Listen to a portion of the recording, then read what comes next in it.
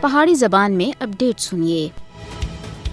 گزرے ہوئے 77 سالوں دے اپنے حق خود ارادیت کے واسطے جدوجہد کرنے والے کشمیریوں کو انصاف سے محروم رکھا جا رہا ہے۔ اکتوبر 1947 جد تھی بھارت سن سری نگر اپنی فوج لاڑی ہے، اس وقت کشمیریوں کو سخت مشکلات کا سامنا کرنا پی رہا ہے۔ بھارت کشمیریوں دے ہر حق کو ڈٹائی دے نال پامال کر رہا ہے۔ بھارتی فوجی مستقل بنیادوں دے اوتے انسانی حقوق کی خلاف ورزیاں کرتے ہیں اور انہوں کو پوچھنے والا کوئی نہیں ہے۔ ایک طرف مقبوضہ علاقے میں بھارتی فوجیوں دے ہاتھوں نیاتے کشمیریوں دا قتل عام، جبری گرفتاریاں، ظلم و تشدد اور دوئے مظالم ہر دیہڑے دا وتیرہ بن گئے۔ دوئے پاسے بدنام زمانہ بھارتی ایجنسیاں سن کشمیریوں کو تحریک آزادی تھی وجہ تے سزا دینے دے واسطے انہاں دے گھراں زمیناں اور دوئی املاک کو ضبط کرنے دا سلسلہ بھی بڑھا دیتا ہے۔ بھارت منظم طریقے دے کشمیریوں کو معاشی طور دے اوتے کمزور کرنے دے واسطے مقبوضہ جموں کشمیر دے قدرتی وسائل کو بھی لوٹ رہا ہے۔ بھارت جموں کشمیر دے متنازع خطے وچ انسانی حقوق تے عالمی چارٹر کو بھی پیراں تلے مند رہا ہے۔ مودی حکومت مقبوضہ علاقے وچ اپنا